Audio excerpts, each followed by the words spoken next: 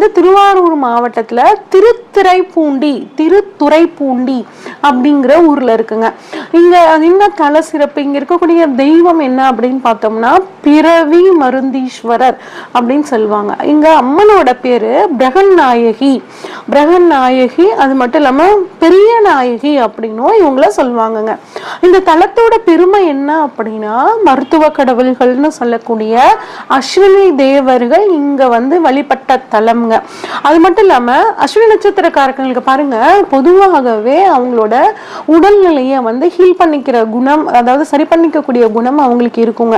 இருந்தாலும் இயற்கையிலே நோய் நிவார தன்மை இருக்கும். இருந்தாலும் உடல் ஆரோக்கியம் இன்னும் சிறப்பா இருக்கணும்னா அஸ்வினி நட்சத்திரக்காரங்க இங்க இந்த கோவிலுக்கு வந்து அஸ்வினி நட்சத்திரத்தன்னைக்கு குறிப்பா இங்க வந்து தன்வந்திரி ஹோமம் இங்க நடக்கும்.